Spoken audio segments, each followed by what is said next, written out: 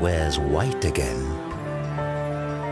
and everything disappears under a thick blanket of snow, that's when the magic of winter unfolds.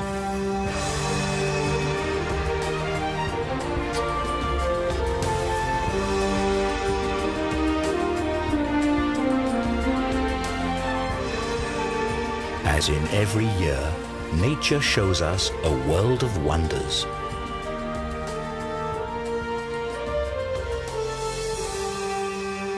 As Mother Nature decides to let it snow.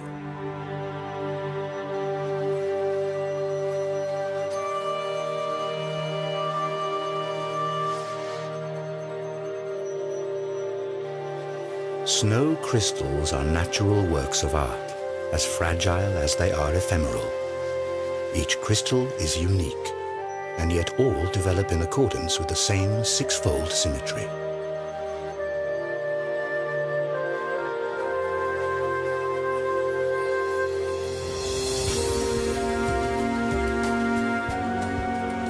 However small the individual crystals are, their united force is a natural phenomenon that determines the course of life during the cold season. This is particularly true for the alpine mountain ranges.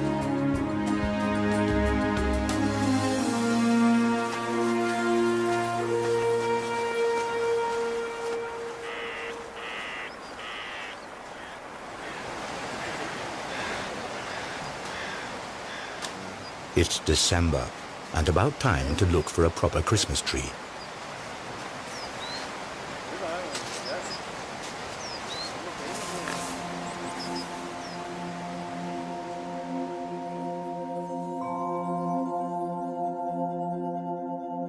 Snowflakes descend softly from the tree, and we've never before seen nature's white splendor quite like this.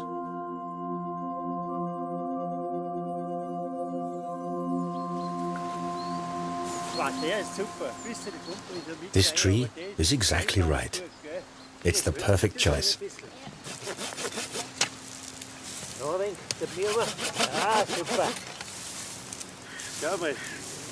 Der passt genau. Wie schaut das dann so gut aus? Schau mal, der hebt das. Passt genau.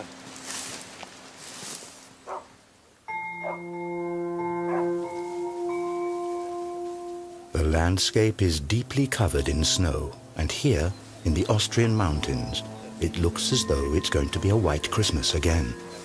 But there's still a little time to go before then.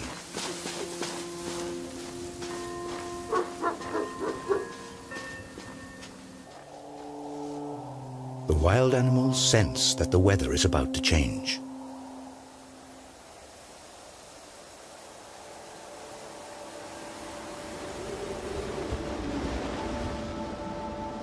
Dense clouds appear. The weather front carries moist air that collides with cold air masses in the alpine region. Ideal conditions for productive snowfalls.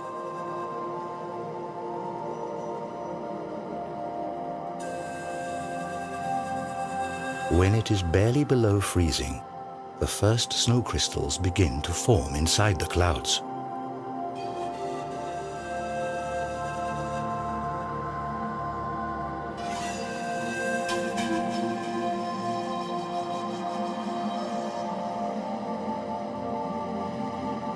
Over time, they join up to form bigger flakes, and once they're heavy enough, they fall from the clouds and it snows.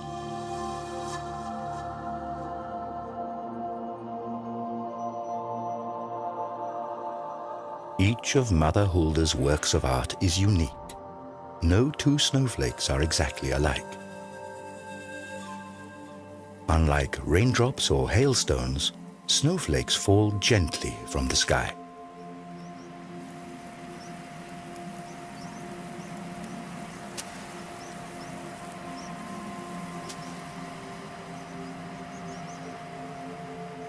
Once a snowflake touches water, it immediately melts, releasing the air inside.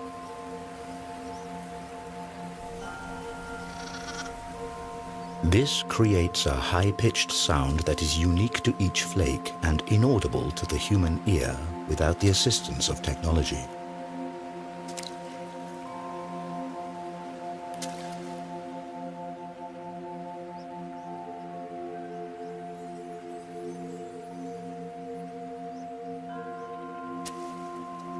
On their descent to the ground, some of these fragile structures run into warmer pockets of air and melt. But most of them make it all the way to the ground, where they form a blanket that keeps growing thicker.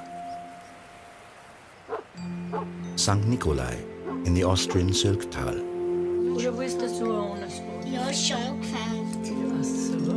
Here, as in many valleys of the Alps, time-honored Christmas traditions are kept alive. All throughout the Advent season, the whole family takes part in preparations for the grand celebration.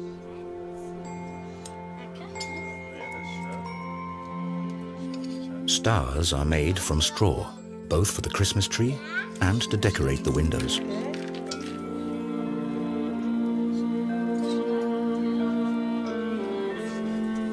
And once the snow starts to fall, visions of a white Christmas begin to stir in everyone's dreams.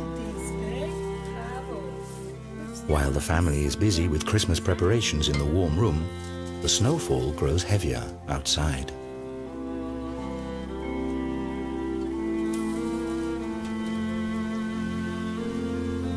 Not many dare to venture out the next morning.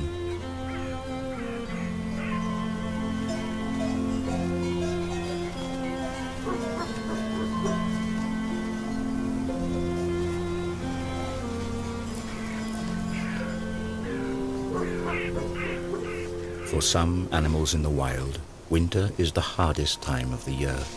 Now they have to live off fat reserves they built up in the summer.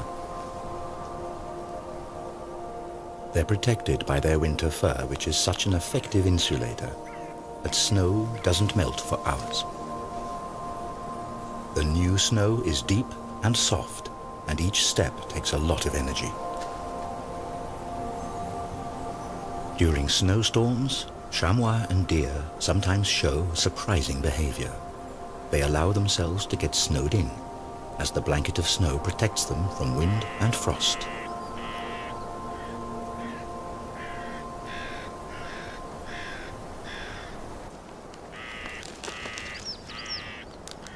Other animals successfully use this trick too.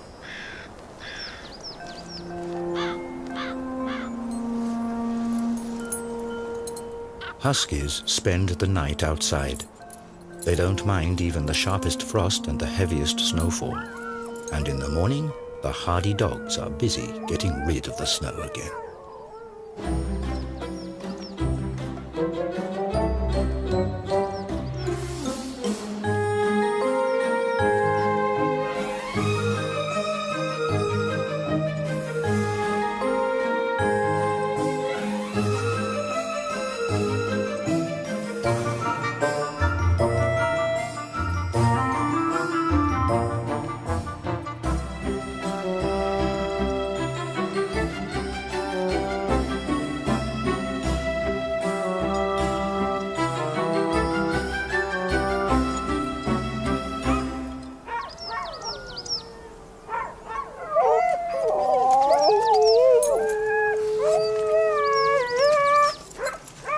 The animals are restless. They can hardly wait to get going.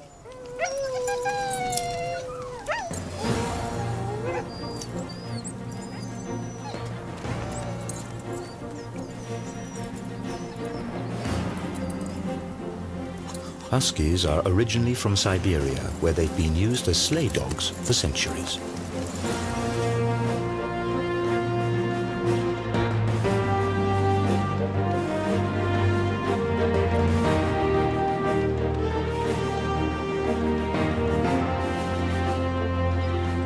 Huskies are perfectly adjusted to snow. Their paws are padded, and hair between their toes ensures a safe tread.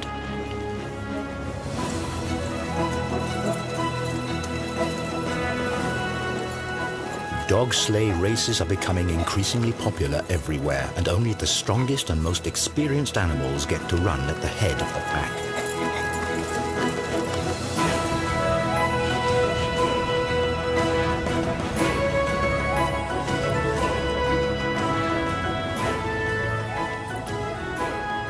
Huskies are totally in their element in the snow.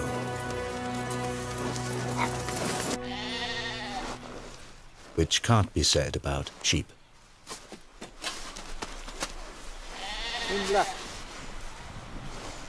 If a herd is surprised by a snowstorm, it usually means heavy shoveling for the shepherds.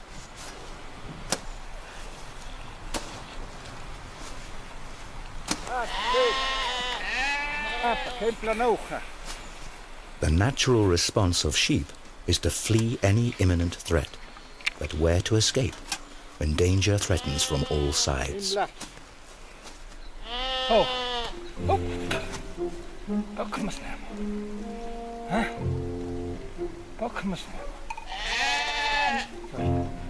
The sheep are noticeably confused.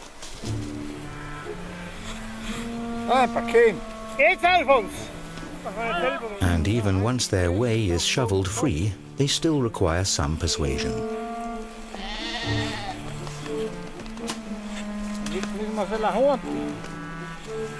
Without help, they would freeze to death, as in September 2007 when hundreds of sheep perished in the Austrian Alps.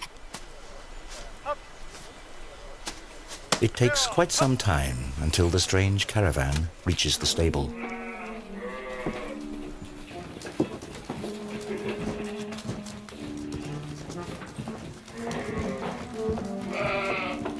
Not only is it warm and dry here, but there's plenty also for the sheep to eat, in sharp contrast to the conditions faced by wild animals outside.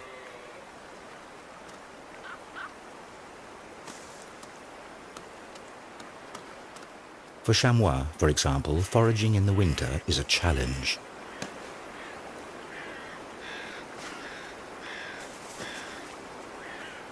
When deep snow covers the plants on the ground, the animals must stretch for the young conifer shoots. In times of dearth, they even nibble the meager lichens off the tree bark.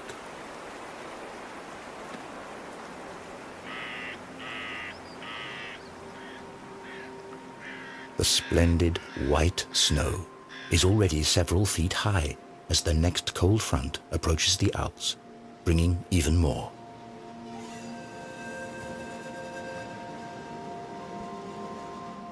The downside of a picturesque winter's tale is its icy cold and heavy snowstorms.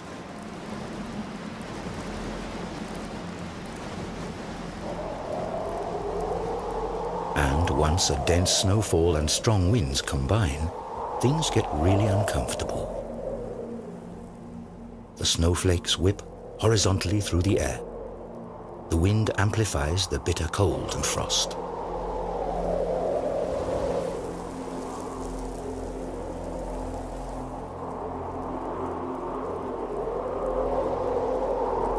Animals in the wild suffer the most under such extreme weather conditions. Many of them must look for cover now.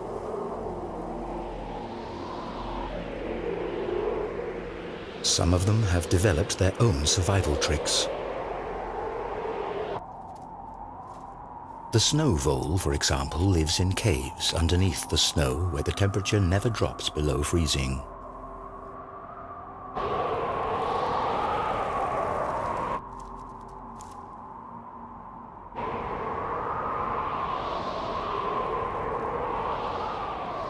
If the snow failed to appear and provide its protective layer, many animals and plants would not survive the winter.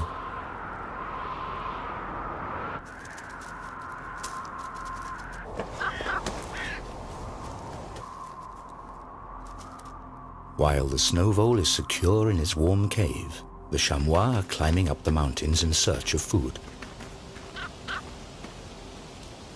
Above the timberline, the wind continues to blow the snow away and exposes withered grass. But these frozen tufts are merely signs for the chamois. They scratch right next to them for grass that didn't freeze under the snow, thus remaining edible.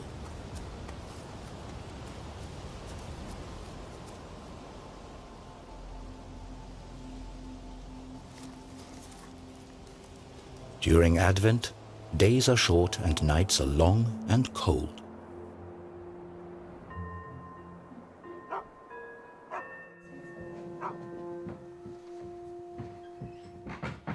Inside the houses, though, it's warm, and the smell of biscuits, the long-awaited harbinger of the upcoming Christmas celebration, lingers everywhere. Many old customs and traditions brighten up this time of eager anticipation.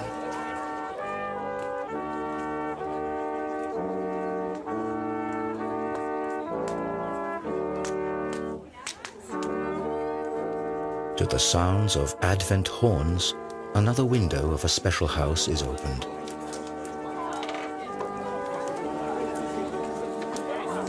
It's an oversized Advent calendar, and next to it, hot sweet chestnuts and open hearths provide warmth and a sense of belonging and well-being.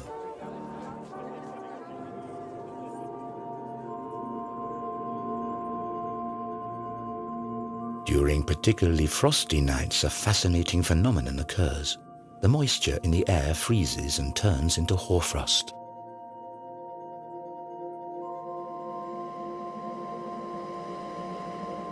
Overnight, the landscape is covered with ice crystals. The result is a winter picture book panorama.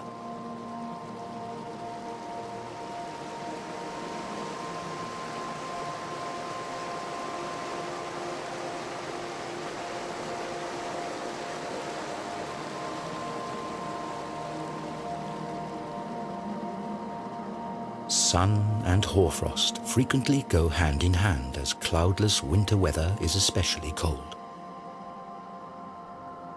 However, hoarfrost doesn't only accumulate on boughs and branches, but also on the blanket of snow.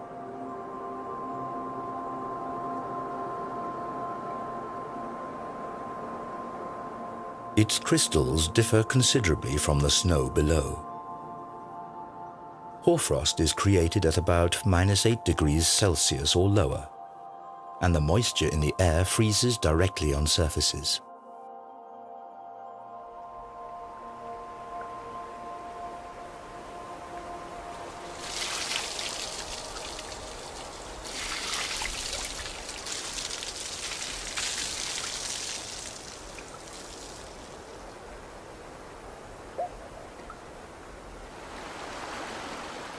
Freezing cold winter nights provide ice. And the inhabitants of some alpine valleys take advantage of this. They still master the high art of ice cultivation.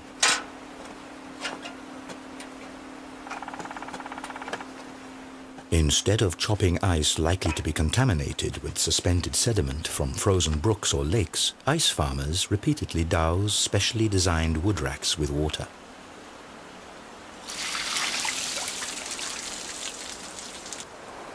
Taps several feet long of particularly clean ice are grown here in the cold, while any sediment is washed away by the surplus water.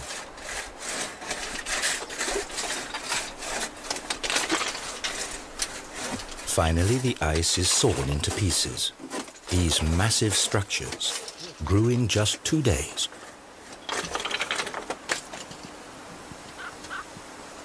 In order not to break up the highly sought-after ice scraps any further, they have to be carefully harvested and stowed.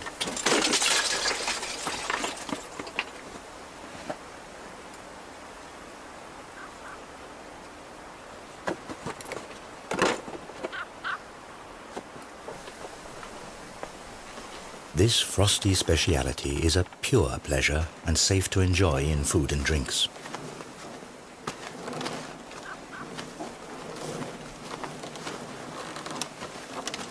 In former times, people were dependent on the cold of winter if they wanted to freeze water.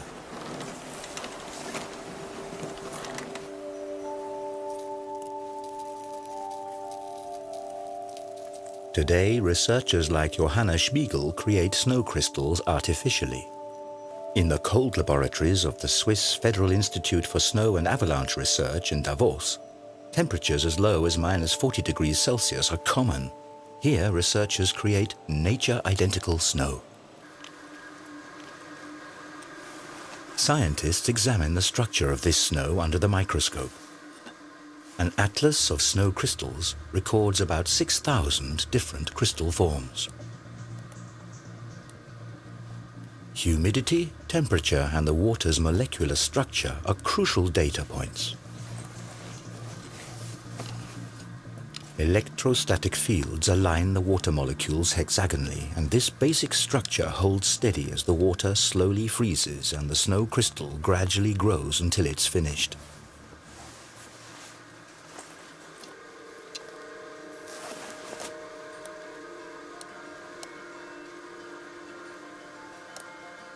Between -12 and -18 degrees Celsius, the classic six-armed snow stars, or dendrites, appear.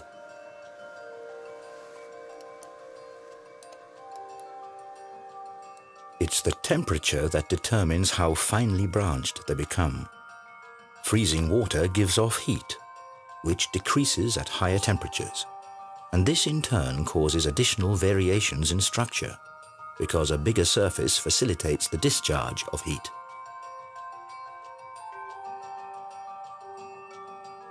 Consequently, dendrites turn out to be distinctly less branched when they're created at lower temperatures.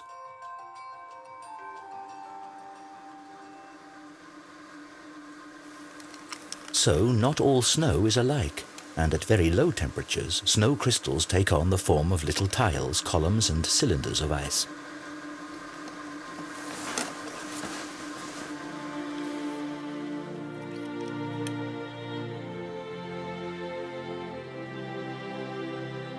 But what is somewhat inconspicuous under the microscope is actually every winter athlete's dream and the height of winter fun. Fine powder snow.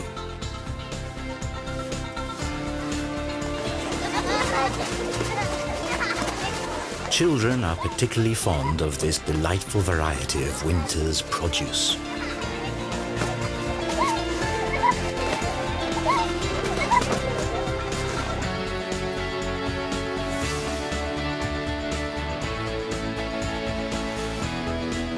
Fresh powder snow is an attraction for skiers and snowboarders too.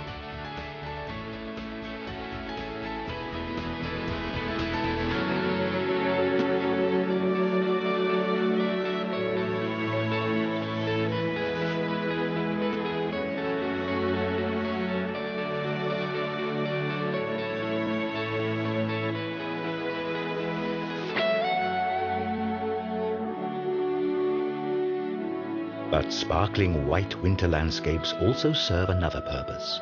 New snow reflects about 90% of sunlight. Thus, snow plays an important part in the global climate.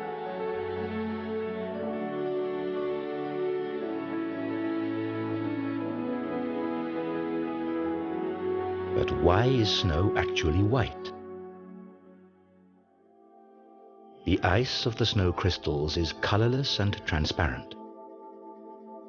At the border surfaces between ice crystals and air, the white sunlight is reflected and scattered.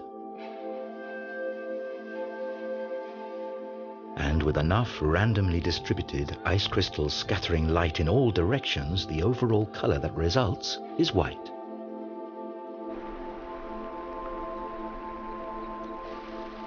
When snow covers the landscape, some animals prove to be particularly adaptable to the changed conditions.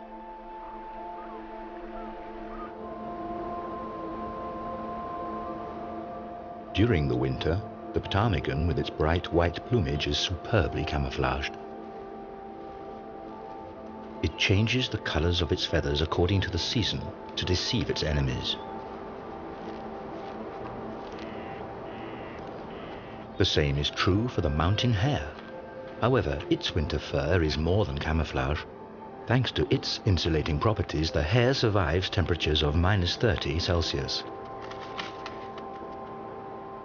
Not only in the Alps have the animals adapted themselves to winter. Red-crowned cranes are migratory birds. But on the Japanese island of Hokkaido, they remain at home throughout the year.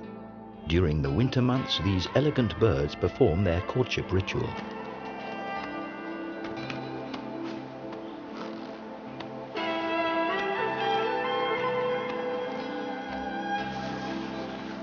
Hokkaido is also an El Dorado for winter athletes and snow researchers. In his research, Masaru Emoto investigates the factors that determine the growth of ice crystals. Emoto's findings are as interesting as they are controversial. According to his hypothesis, the process of crystallization can be directly influenced. The water is exposed to the sound of music or spoken words. In the case of negative sounds or concepts, the crystal structure is supposedly strongly distorted. Positive music or words are reported to result in beautiful crystals.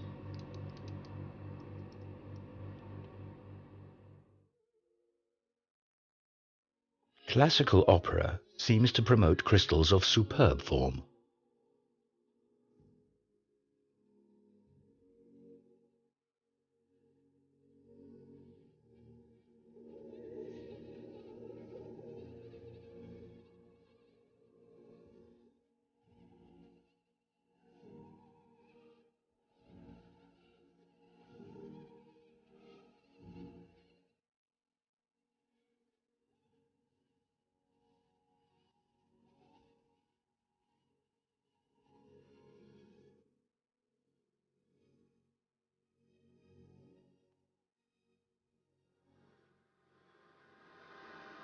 However, other factors may also influence these experiments.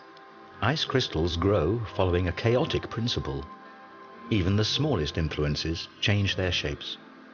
Maybe it's simply the rhythmic sound waves of the angry music that disturb the development of their fragile structures.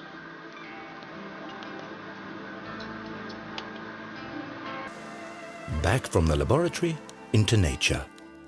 To understand how snow crystals are created in natural surroundings, researchers have to get themselves to the center of the action.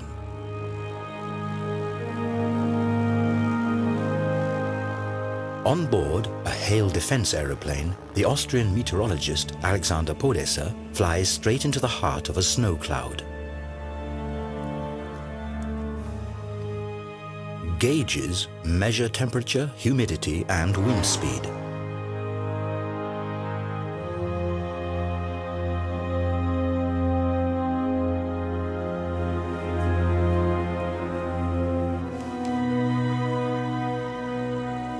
So-called condensation kernels serve as seeds around which droplets form out of the cloud's mist. Moisture accumulates around minute particles of dust and soot. Such particles also serve as freezing kernels for snow crystals. It's already cold enough in the clouds. The first crystals start to form. They grow, link together, and descend as snowflakes to the earth.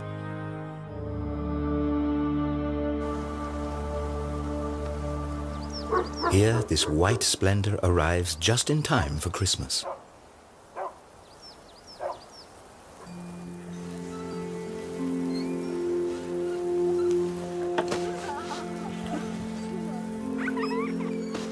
Snow has a magical attraction, especially for children. Now snowmen are in high season.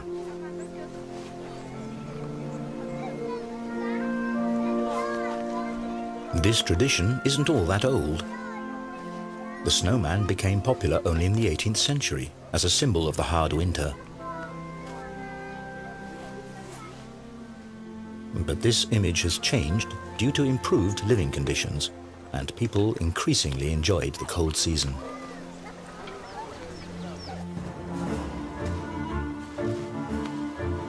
In the mountains, however, the snow can prove to be a danger for humans and animals alike.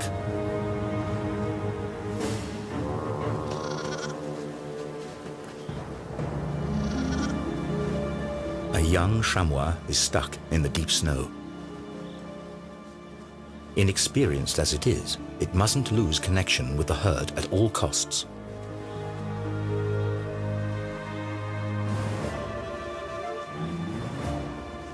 But the young animal sinks deep into the snow and falls further and further behind.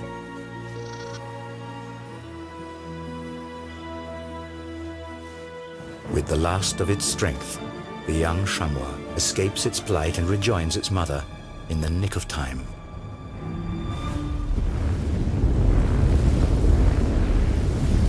A devastating avalanche thunders down into the valley.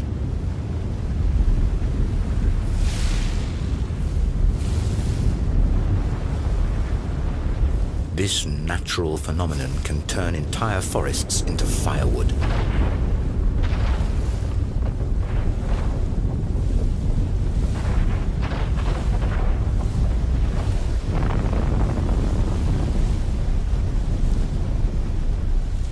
Avalanches are winter's greatest danger in the Alps.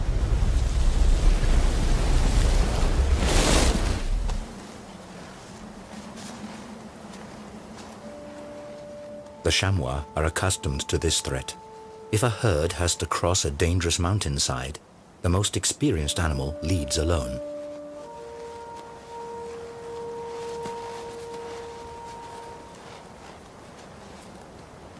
Carefully, the chamois explores the situation and looks for a safe passage.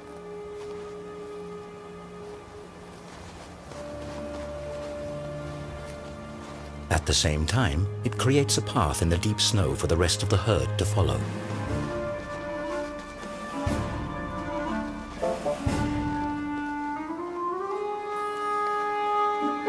But the remaining animals proceed only after the leader has safely reached the other side. The chamois show even more remarkable behavior on this occasion.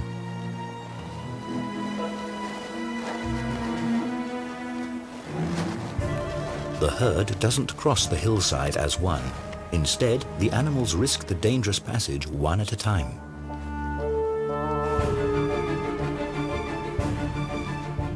By doing so, the chamois instinctively reduce the strain on the snow cover and thus the risk of the entire herd being swept away by an avalanche.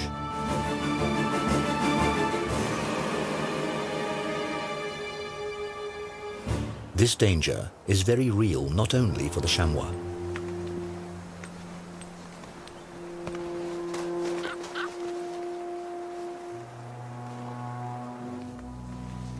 Ski tours are a fascinating way to enjoy the white splendor off the beaten track.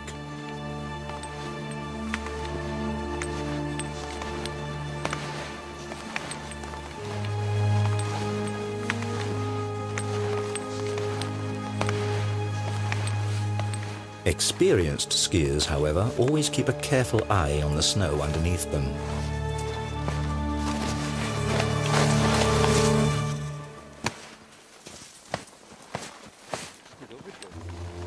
All too easily, a snow shelf can break off and drag a careless skier deep beneath the snow.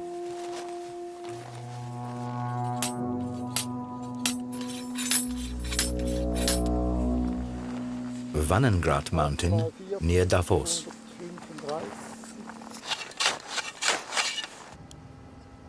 Here, researchers from the Swiss Federal Institute for Snow and Avalanche Research study the causes of avalanches. In this testing ground, profiles of the snow cover are created. 126, 2 Zentimeter. Jörg Schweitzer examines everything, from the lowest layer of granulated old snow to the fine flakes of the most recent snowfall. 20 kleine Runde in Klammern, halb bis 1.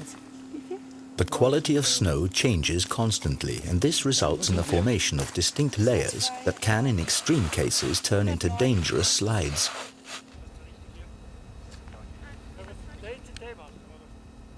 The snow masses above these slippery layers can easily start moving.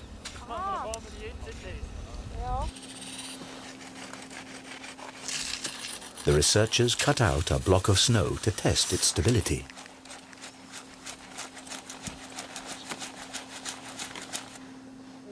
With this kind of testing, a little jump usually suffices. Where the snow shears, the border layer is analyzed in meticulous detail. The data is sent to avalanche warning services. But today, nothing gets in the way of enjoying the deep powder snow.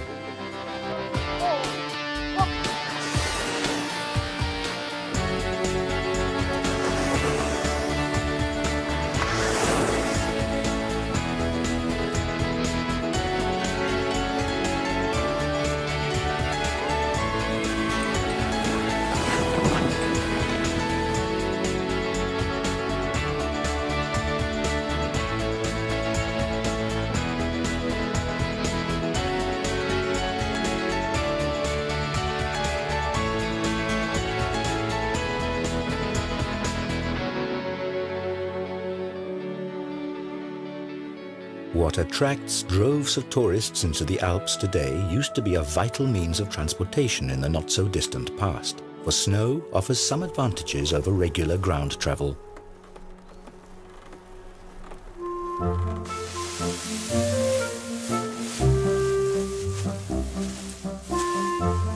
Last summer's hay is stored in small barns high up on the alpine pastures.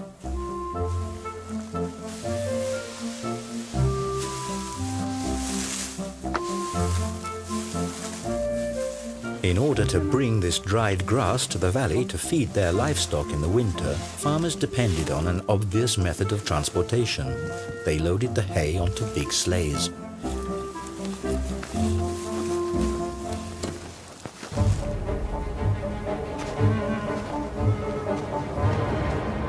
Occasionally, going down the mountains is risky even for the Alps' master climbers.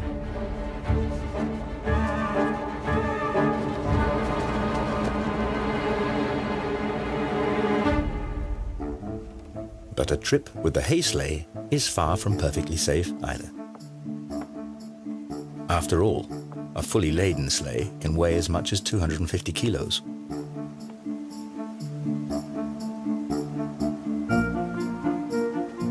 Across level stretches, they have to be towed to keep them from losing momentum.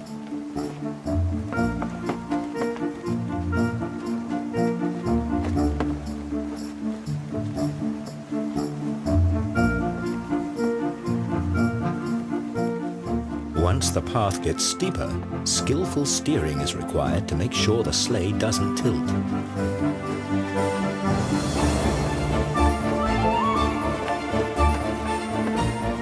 Few are masters of this art today.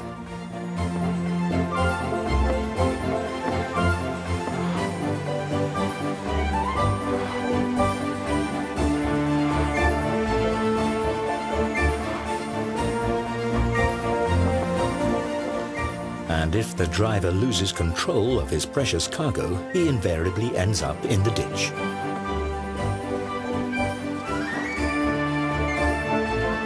This method of bringing in the hay requires careful attention and great skill, and in former times, serious accidents were common occurrences.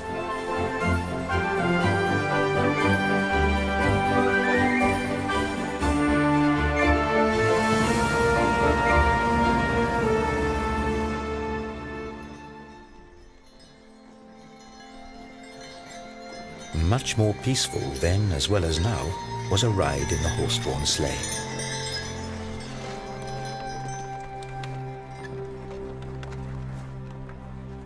In the evening twilight, when the snowy landscape gradually sinks into darkness, it is time for the coachman to light his lanterns.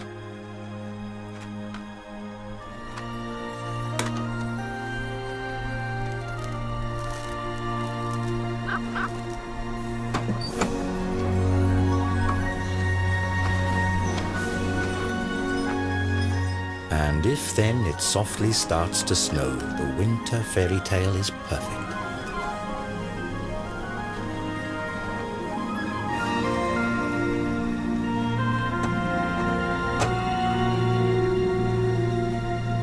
Fluffy snowflakes are dancing in the sky, just like in a movie scene. And indeed, this snow didn't originate in the clouds, but in a studio.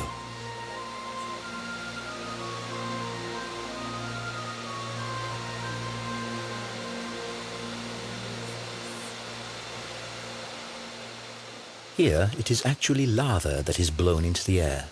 But creating snow at the push of a button is far from the real thing. Certainly nothing to compare to a genuine white Christmas. And luckily, sometimes nature plays along.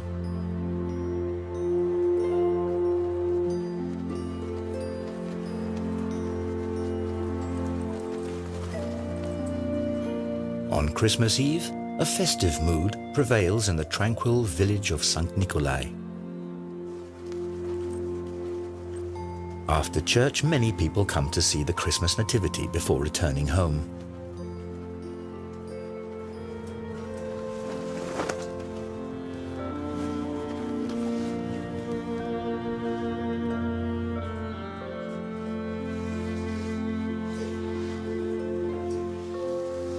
Candlelight and the scent of fir trees fill the room.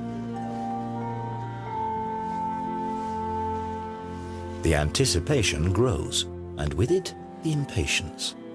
But finally, the big moment arrives.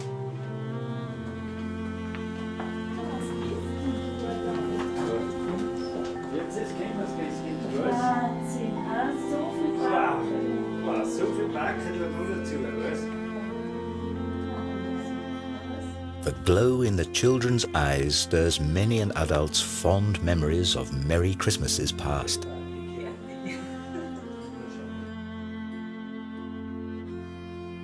A Christmas Eve that could hardly be more perfect.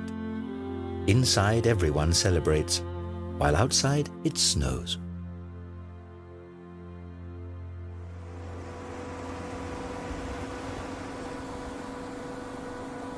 After Christmas, the high season of winter sports begins. And if the snow doesn't make an appearance on its own, it's given a hand. More and more ski areas rely on snow cannons these days. Thus, this critical basis for winter tourism is maintained, even if nature doesn't comply.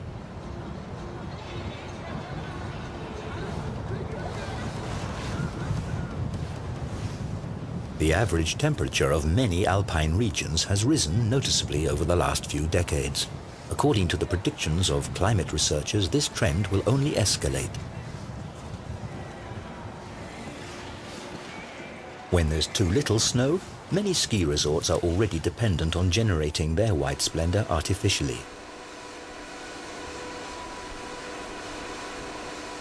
Propeller cannons are spraying finely atomized deep frozen water. But this method of producing snow is also controversial, as it requires a lot of energy and water. What's more, snow from these cannons is harder to ski on. Nature's original remains unequaled.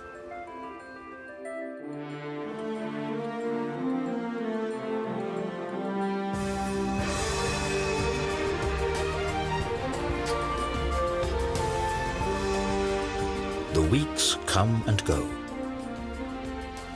In the mountains, the magic of snow presents its majestic beauty deep into spring. Occasionally, however, the silence of nature is disturbed by strange sounds.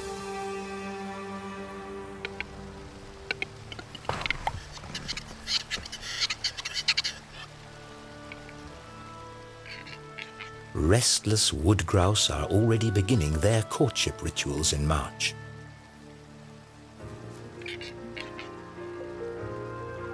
Their distinctive cries and splendid plumage are to attract females for the mating season soon at hand.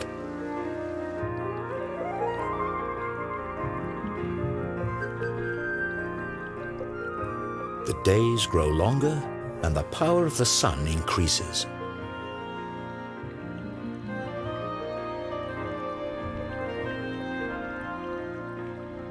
During the winter, snow and ice bound up large quantities of water that are now released in the warm spring air.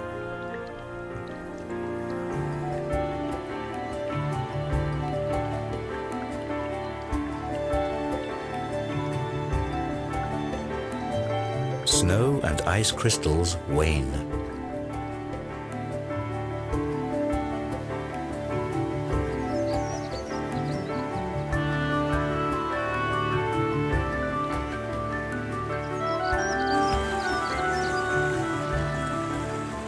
If the snow melts too quickly, a sudden deluge of water rushes down the mountains, potentially causing severe floods in the valleys.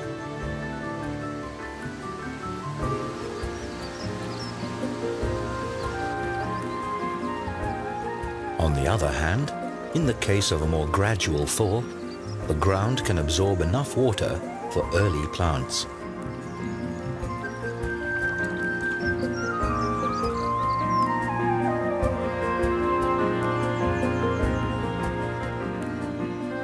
The snow vole is ready to venture outside again.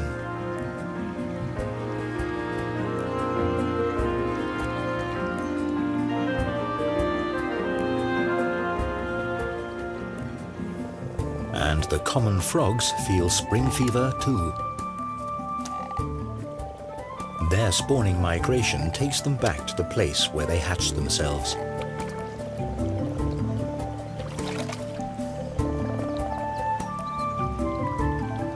The shallow water fills with frogs and their spawn.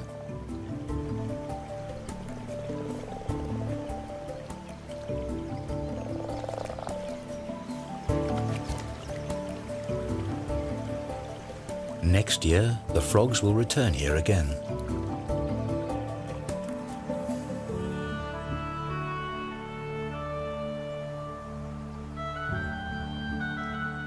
Often the snow on the summits of the Alps remains throughout the whole year. The glacial ice is essentially nothing but condensed snow.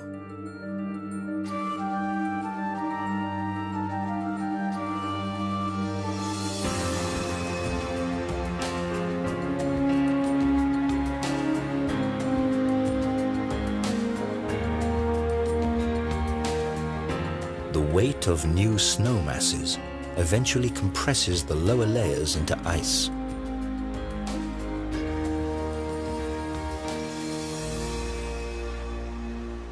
In the context of a broader climate change, this eternal ice may soon be a thing of the past. Due to global warming, the alpine glaciers are declining, like at the Rieserferner in the region of Südtirol.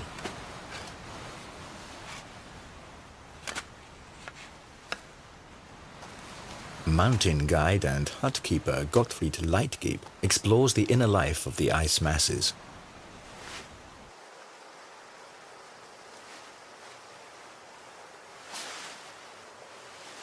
Leitgeb has a wealth of experience to draw upon. Ever since childhood, he studied the glaciers in this region and followed their development.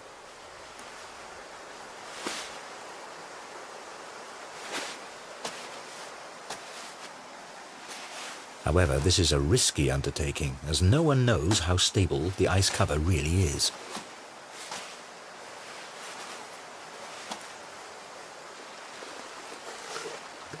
On the other hand, only a local inspection can deliver first-hand information about the glacier's condition and the possible effects of the current global warming.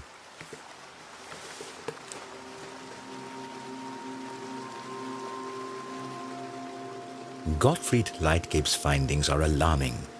The glacier has been shrinking for years.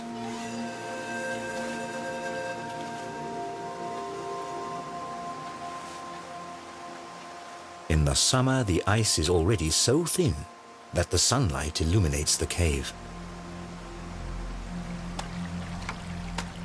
The meltwater forms a little stream below the glacier and surfaces at its tongue.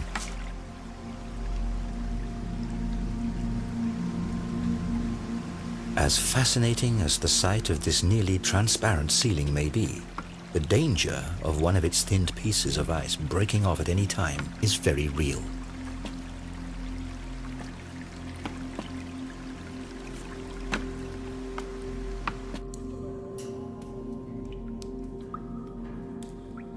Deeper in the mountains, conditions are quite different. Constant low temperatures and the proper humidity provide for splendid snow crystals throughout the year.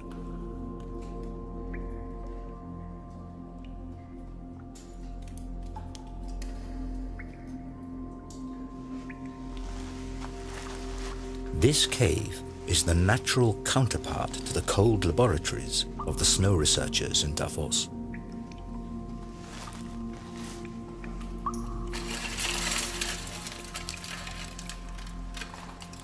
Despite their enormous size, these crystals form in the same way as the snow crystals from the clouds.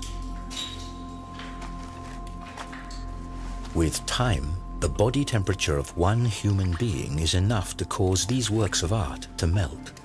That's why Gottfried Leitgeb rarely comes here.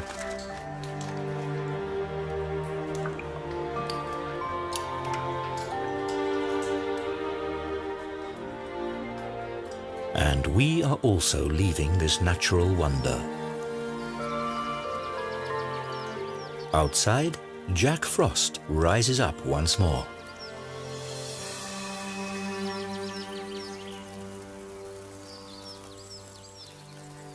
By the middle of May, the green mountain meadows set the stage for a final appearance of nature's white splendor. And one last time, the snow falls quietly until its return next winter.